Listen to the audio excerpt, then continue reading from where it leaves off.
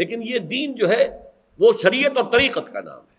تم سورج مکھی کے پھول بن جاؤ، تمہاری توجہ ہر وقت اپنی اس ذات جس نے تمہیں پیدا کیا ہے۔ حقیقت کو چھوڑ دو، حقیقت جو ہے بس ہے، لیکن اسے آپ غلط کہیں، مجھے کوئی اعتراض نہیں، لیکن یہ کہ ایک شخصیت کو میں ایسے سے واقف ہوں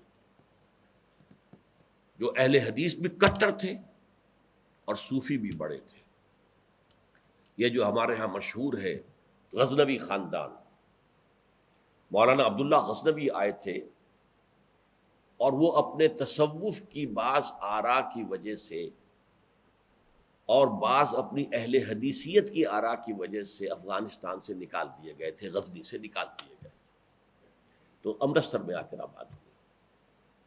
ان کی اولاد ہے یہ غزنوی خاندان۔ ان میں مولانا داؤد غزنوی رحمۃ اللہ علیہ سے میرا بڑا قرب رہا ہے۔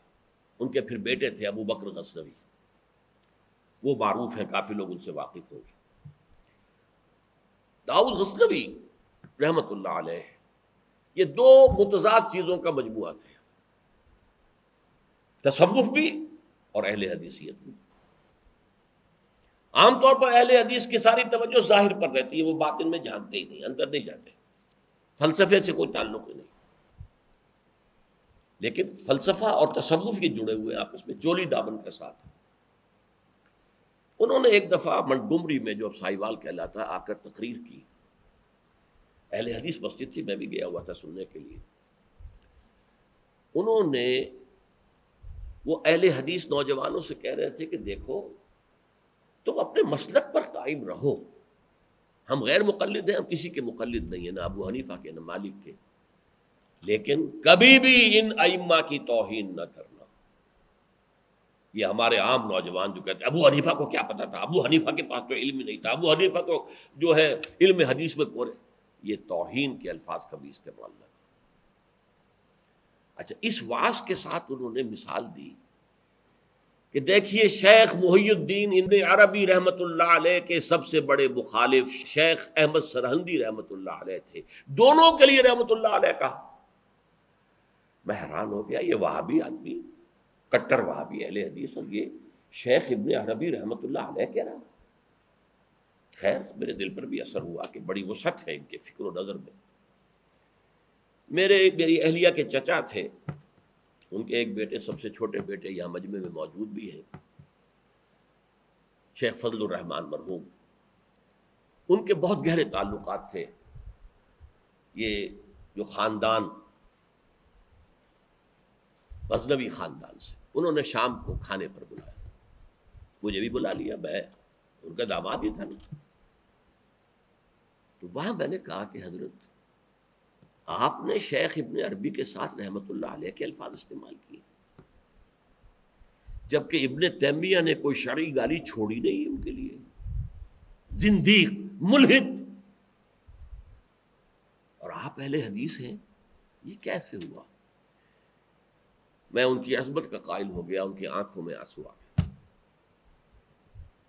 کہنے لگے ڈاکٹر صاحب یہ دونوں ہمارے بزرگ ہیں، ہم خرد ہیں، آپس کے اختلافات وہ جانے، ہم چھوٹے ہیں، خرد ہیں، خرد رہنے ہی میں عافیت سمجھتے ہیں، ہمارے لیے دونوں محترم ہیں۔ اور مسجد میں انہوں نے ایک مثال بیان کی تھی کہ شیخ احمد سرہندی رحمۃ اللہ علیہ نے شیخ ابن عربی کے بارے میں اپنے مکتوبات میں لکھا ہے، ما ذل بردار خان ایشانم لیکن چکنم معاملہ صفات باری تعالی است، کہ ہم شیخ ابن عربی کے دسترخوان کے جھوٹے ٹکڑے کھانے والوں میں سے ہیں۔ کون کہہ رہا ہے؟ مجدد الفسانی کہہ رہا ہے، ما ذل بردار خان ایشانم، ان کے دسترخوان کے سوکھے چھوڑے ہوئے جھوٹے ٹکڑے کھانے والوں میں سے ہم ہیں، لیکن چکنم، لیکن کیا کریں، معاملہ سے بات باری تعالیٰ، یہ باری تعالیٰ کی صفات کا معاملہ ہے، ہمیں اختلاف کرنا پڑ رہا ہے، اختلاف ہم کر رہے ہیں، لیکن ہم ان کے دسترخوان کے جھوٹے ٹکڑے کھانے والے۔ یہ کہہ رہے ہیں شیخ احمد سرہندی رحمۃ اللہ علیہ، جن کے بارے میں مشہور ہے کہ ابن عربی کا یا تو مخالف اول ابن تیمیہ رحمۃ اللہ علیہ اور یا پھر مخالف دوم جس نے جوابی فلسفہ پیدا کیا وہ شیخ احمد سنندی رحمۃ اللہ۔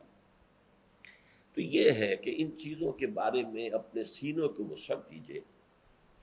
آپ ابن عربی کی بات کو چھوڑ دیجیے، پھینک دیجیے، لیکن توہین نہ کیجیے،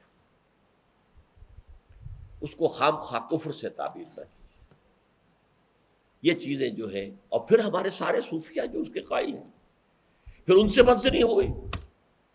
میں صرف اس لیے کہ وہ بدزنی اور دلی نفرت کا معاملہ ختم ہو جائے میں یہ ساری بحث اس لیے کیا کرتا ہوں، ورنہ میرے عام دروس میں ان مسائل پر گفتگو نہیں ہوتی۔ بڑے گہرے مسائل ہیں اور ان کا سمجھنا عام لوگوں کے لیے ممکن بھی نہیں ہے، بلکہ عام آدمی کے، یہ جس کو کہتے ہیں نا ہوشدار کے رہ بردب تیغست قدم را، ہوشیار رہ جاؤ، یہ تم جو چل رہے ہو یہ تلوار کی دھار کی طرح کا راستہ ہے، کاٹ کے رکھ دے گا تمہیں۔ جیسے ہم کہتے ہیں پل صراط جو ہے وہ بال سے زیادہ باریک ہوگا اور تلوار کی دھار سے زیادہ تیز ہوگا، جس پر سے گزرنا ہے قیامت میں، یہ کہاوت ہے۔ اسی طرح یہ ہماؤس یا پینتھیزم اور وحدت الوجود شیخ ابن عربی کا، یہ اس قدر قریب ایک دوسرے سے ہے کہ اس میں ادھر سے ادھر بھٹک جانا یہ بہت آسان ہے، اس سے بچنا چاہیے۔ پینتھیزم میں یہ کائنات حقیقی ہے اور خود خدا ہے، وحدت الوجود میں ایسنس جو ہے وجود وہ تو ہے بسیط کس کائنات کا اور اللہ کا، لیکن جب ہم نے کوئی معین شکل اختیار کر لی، یہ ایٹمز ایک خاص شکل میں جمع ہو گئے تو ان کی صورت بن گئی ہے، وہی ایٹم کوئی خاص شکل میں جمع ہو گئے تو میری صورت بن گئی ہے۔ اب میں اس سے غیر ہوں، یہ مجھ سے غیر ہے۔